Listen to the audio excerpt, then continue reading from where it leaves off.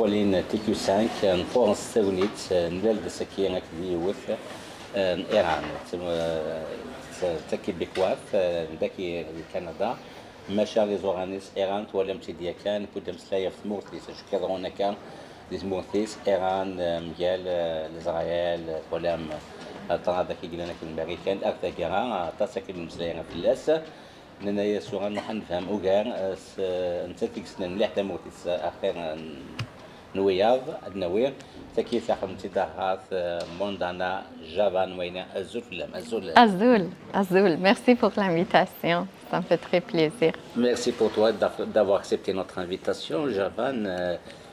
On s'est dit beaucoup de choses se sont passées ces derniers mois par rapport à votre pays d'origine, l'Iran. Donc, on aimerait bien savoir du point de vue d'une Québécoise qui est d'origine iranienne, de nous résumer un peu ce qui s'est passé depuis le début et où est-ce qu'on s'en va. Donc, commençons d'abord. Qu'est-ce qui se passe exactement? Bon, on sait que depuis la révolution de 1979, il y a eu certaines périodes de manifestations et des soulèvements de la part des Iraniens qui ont été toujours oppressés d'une façon ou l'autre.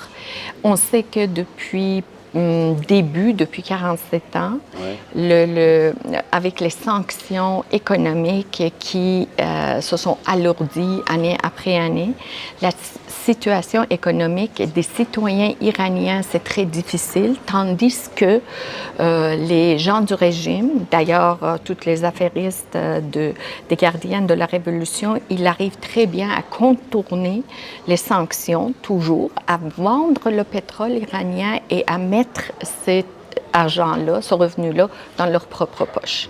Donc maintenant, après 47 ans, on a une couche de la société, à peu près 10 à 15% de la population iranienne, qui sont super riches, super militarisés, super puissants, super répressifs, violents, envers l'autre 90 à 85% de la population qui n'ont même pas de l'eau, pas d'électricité, puis même pas du pain à manger.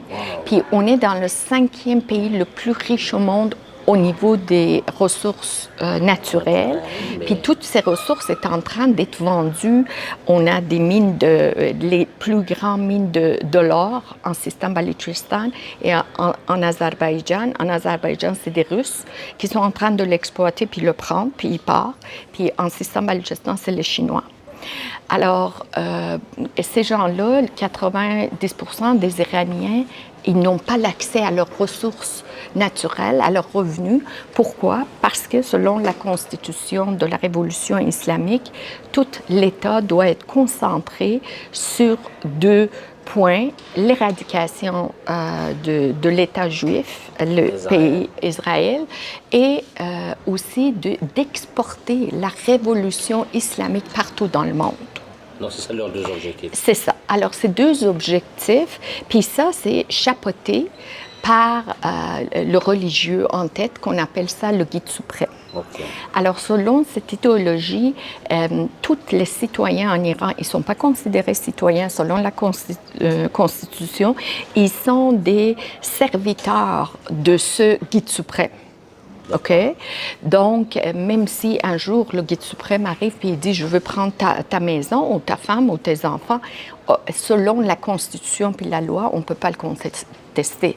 Ça, c'est jamais arrivé, mais imaginez à quel point il a le pouvoir absolu sur tout. Surtout, donc, il n'y en a pas la question civilisationnelle. C'est tout à fait selon l'idéologie du chiisme, de l'islam chiisme. OK?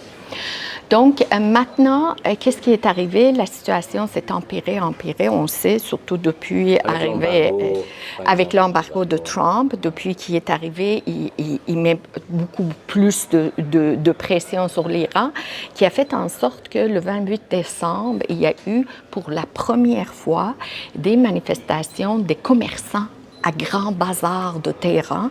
Les commerçants, traditionnellement, ils sont très religieux. Puis c'est aux autres qui ont fait chuter le Shah d'Iran. Parce que c'est arrivé à leur portefeuille qui se sont... Oui, exactement. exactement. C'est arrivé à leur portefeuille. En plus, qu'est-ce qui est arrivé? Parce que Israël, je me souviens, le 27 décembre, je pense, Netanyahou a fait un voyage à Mar-a-Lago, en Floride, pour voir Trump. Oui. Pour, cette fois-ci, prendre la permission que dans les prochaines attaques, il va attaquer puis il va tuer Khamenei. Donc, Khamenei est allé se cacher dans les tunnels qui sont bâtis en dessous de grands bazars de Téhéran. Les bunkers. Les bunkers. Oui.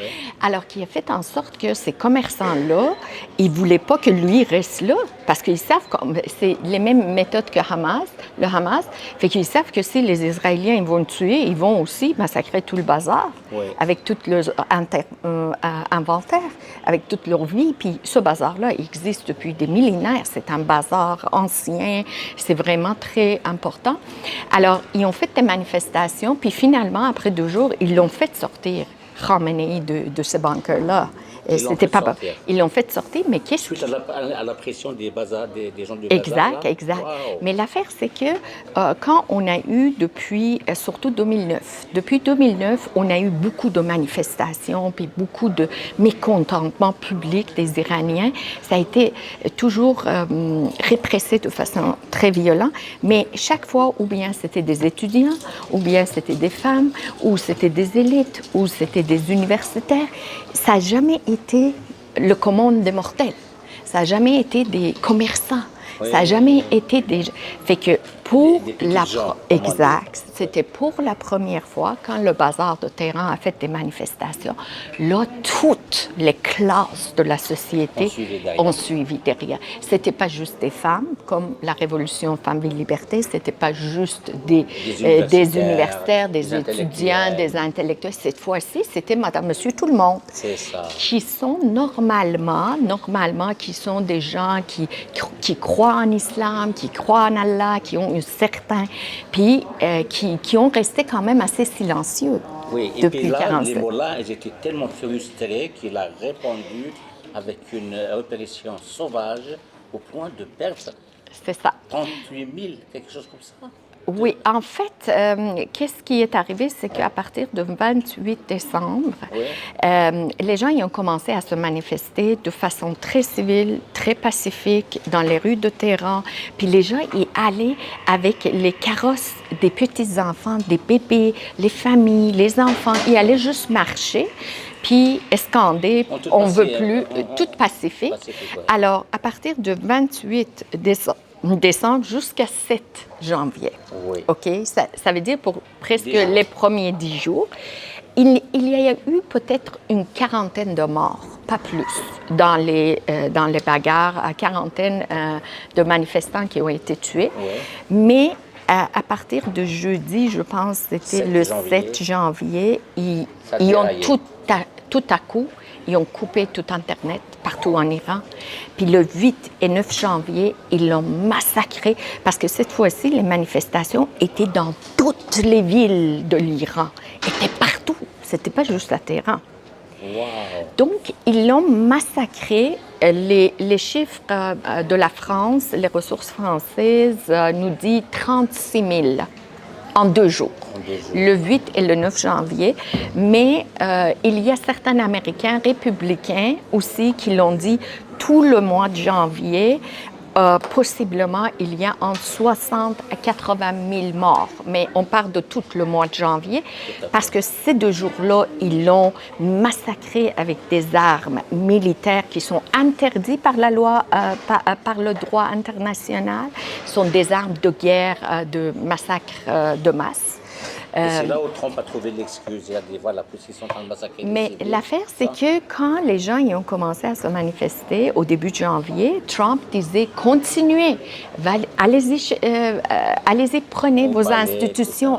The help is on the road. L'aide arrive. On arrive. C'est ça qui a fait en sorte qu'il y a eu de plus en plus de monde. Puis à un moment donné, j'imagine, le régime, il a dit, si on ne fait pas une violence extrême, on va tomber. On va tomber. Tu vois? Fait que là, ils ont Donc, je ils ne ont vais pas coupé rentrer. l'Internet, C'est ça. Ils ont tout. leur, Mais l'horreur, je ne peux pas raconter parce que c'est tellement il y a sauvage, même c'est des membres de ta tellement. famille apparemment qui sont touchés. Mais Bon, oui, sans rentrer dans les détails. ça a Ouais. été très, très. Puis les Iraniens sont très fiers. Hein? Comme vous voyez, on ne voit pas beaucoup de films, on ne voit pas beaucoup d'images parce que les Iraniens, les Perses, on ne veut pas se victimiser. On ne veut pas aller chercher la pitié.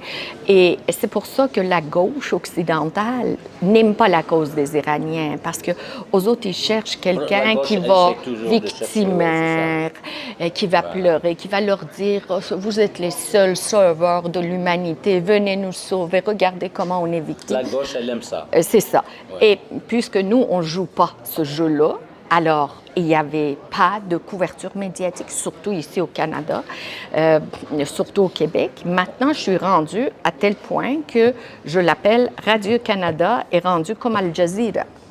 Wow. Tu vois? Alors, c'est une chaîne de télé nationale financée par l'argent de nos impôts, financée publiquement, mais fortement idéologique, fortement pro-islamiste, pro-islamo-gauchiste et anti-israélien. Ça veut dire qu'il croit, il assume l'éradication de l'Israël comme État juif. J'irai pas de dire antisémite parce que j'ai jamais eu cette affirmation de leur part qu'ils aimeraient exterminer tous les juifs. Mais je trouve que pour un État légitime qui existe quand même depuis la fin de la Deuxième Guerre mondiale, puis on sait pourquoi il a été créé, c'est quand même assez fort pour un média national. Il y a plein d'autres choses qui se passent, par exemple à TVA, à LCN, mais moi, ça m'interpelle pas tant parce que c'est pas l'argent public. Je dis toujours, Monsieur Pierre-Carl Pellado, s'il voit que la façon qu'il traite les sujets est trop idéologique, puis les gens, il enlève leur abonnement, son portefeuille va lui parler. Va se vider, oui. Tandis que dans le cas des financements publics des médias, puis ils sont libres ici au Canada de carrément propager les choses. Alors, qu'est-ce qui est arrivé? C'est que pendant ces massacres-là, il n'y avait aucun intérêt, même si au niveau nous, on a fait beaucoup d'activisme auprès des politiciens, auprès des médias. Le seul politicien et le seul parti politique qui a pris une position publique claire et sans ambiguïté, c'était le Parti québécois. C'était Paul Saint-Pierre Plamondon et un de ses députés, M. Pascal Paradis, qui a même, je pense qu'il a mis sa déclaration avant le massacre de 8 et 9, ça me semble, je ne suis pas certain. Mais les autres, entre autres, on sait que s'il y avait 5 morts à Gaza, c'était la fin du monde chez notre ministre des Affaires étrangères à Ottawa, ou c'est M. Carney, mais 36 000 ou 60 000 ou 80 000, puisque ce ne sont pas des gens victimaires et la gauche n'a pas d'intérêt à aller de s'investir là-dessus, parce qu'après, ils ne peuvent pas les instrumentaliser pour aller chercher des votes. Donc, ils ne s'intéressent pas, puis ils ne s'est pas intéressé à en parler. Mais à un moment donné, il y a eu tellement, parce que les gens, heureusement qu'aujourd'hui, on a des médias alternatifs, puis on a des podcasts, puis d'ailleurs, comme vous, on a un média, des web télé, puis tout ça. Qui donne parole à tout le monde. Qui donne parole à tout le monde, qui ne sont pas idéologiques. Donc, et aussi, on a l'accès aux chaînes françaises, européennes. Fait qu'à un moment donné, quand ils se sont rendus compte que les gens, ils vont aller s'informer ailleurs, là, puis aussi la popularité, la crédibilité, parce que c'est rendu trop idéologique. Là, ils ont commencé à parler, mais dans toute leur approche, était toujours juste parler de Trump et guide suprême. C'est de là. Mais jamais parler encore des Iraniens ou qu'est-ce qu'ils ont subi et qu'est-ce qu'ils vivent. Jamais, jamais. Juste, Trump a dit ça à Khamenei, Khamenei a dit ça à Trump. Voilà, le maximum, c'était ça. Qu'est-ce que vous voulez? C'est alarmant. Puis pour moi, j'ai déjà lu plusieurs fois l'histoire des années 20, des années 10, 20, 30, 40 européens. L'histoire avant la Deuxième Guerre mondiale. Puis moi, j'ai l'impression, on dirait que l'histoire se répète. C'est incroyable, hein. C'est vrai. Ça se répète parce qu'on a oublié les leçons de cette histoire-là. L'être humain n'apprend pas des leçons du passé incroyables.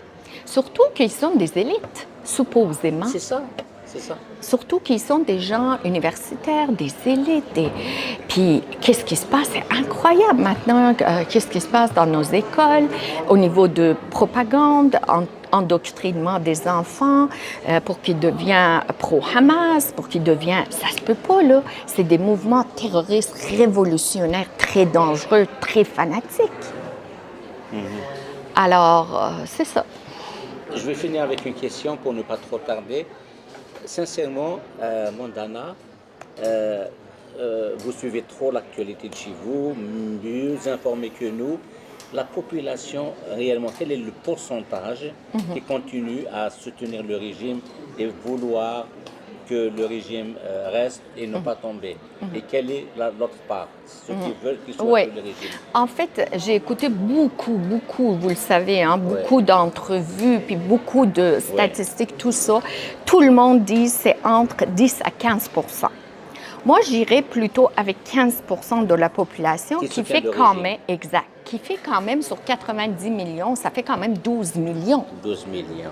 Alors, c'est encore beaucoup plus que la population du Québec, là. C'est pas rien, là. Puis ces 12 millions-là, il faut marcher la machine du régime.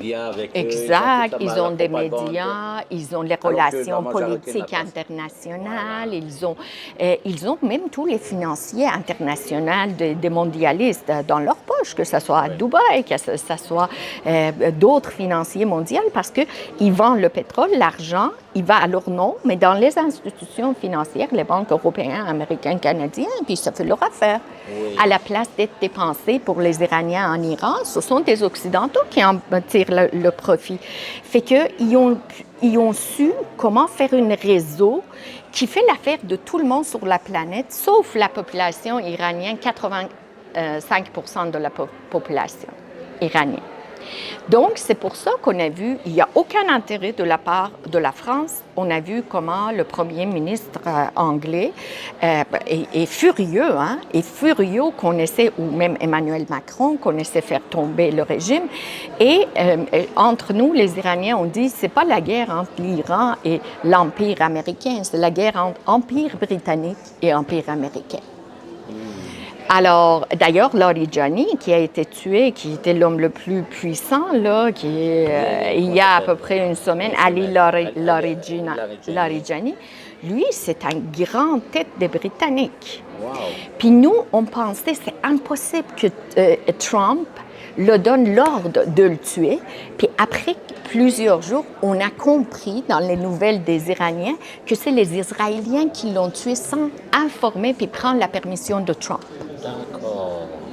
Tu vois? Ça, c'est quelque chose qu'on ignore, oui. Alors, il y a tellement des gens qui ont des relations où le frère de Justin Trudeau était très proche, puis il est toujours très proche. Justin Trudeau. Exact. Alexandre Trudeau, Sacha Trudeau. Si vous allez faire une recherche sur Internet, vous allez trouver, il fait des documentaires pour blanchir le régime.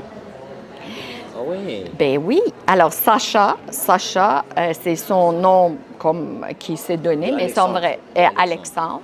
Donc, surtout chez les libéraux, même chez le Parti vert, même chez Québec solidaire, même chez MPD. La gauche. En général, parce que la gauche, c'est la meilleure alliance de l'islam et de l'islamisme depuis les années 50. Nous, on a eu ces alliances depuis, en fait, qui a été formalisée depuis 1953.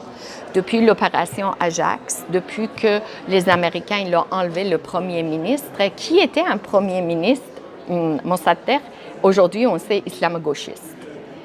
Alors, pour enlever en fait la Constitution, parce que la monarchie de 1906 à 1953 était une monarchie constitutionnelle, les Américains, les Britanniques, ils l'ont dit au Shah, on revient à la monarchie absolue, c'est fini. Pourquoi? Parce que la gauche, parce que l'Union soviétique et l'Iran est très, très stratégique pour l'Union soviétique parce que c'est le seul pays qui donne l'accès aux eaux internationaux. Alors, Staline il voulait mettre la main sur l'Iran, puis c'est pour ça, c'était toujours la guerre entre le bloc de l'Est et le bloc de l'Ouest, l'Iran qui faisait impliquer l'Iran, puis l'Iran a payé pour. Donc, c'est un tiraillage, vous voyez. Et qu'est-ce qui est, bon, peut-être une autre dernière question plutôt, le détroit d'Ormuz là, Ouais. En fait, c'est une géographiquement, on a le golfe Persique, ok, ouais. Persique qui a l'Iran, Koweït, l'Arabie Saoudite, Et puis il y a le golfe de Oman en bas. oui, Bahreïn et les Émirats Arabes Unis, Qatar. Sont tous là, dans le golfe Persique. Puis géographiquement, si on regarde, on a un grand golfe, puis après, ça va amincir. Et cette distance de juste... 55 km. 33. 33 ouais. kilomètres, la distance, puis il n'est pas assez profond partout. Donc, les grands navires de pétrole, ils n'ont pas beaucoup de... Qui circulent 20% de pétrole oui, d'échange. exact. 20% du pétrole, ça veut dire la vente iranienne, irakienne, Koweït, Arabie Saoudite, Qatar, gaz. Elle prend un coup, oui. OK? Et c'est énorme. Donc, depuis toujours, ça a été... Puis, il y a une grande géopoliticienne qui disait que les prochaines guerres, ça va être les guerres des détroits. Parce qu'il y a plusieurs détroits comme ça dans le monde. D'ailleurs, il y a un près de la Chine, il y a un autre de l'autre côté de l'Arabie Saoudite. Et c'est vraiment des places très, très stratégiques pour faire envoyer les ressources, puis aussi de ramener des ressources, tu vois. Donc, ça a été toujours utilisé par le gouvernement iranien depuis 1947 comme une façon d'aller chercher pression puis de chantage. C'est très complexe. Moi, sincèrement, je ne comprends pas qu'est-ce qu'il fait Trump.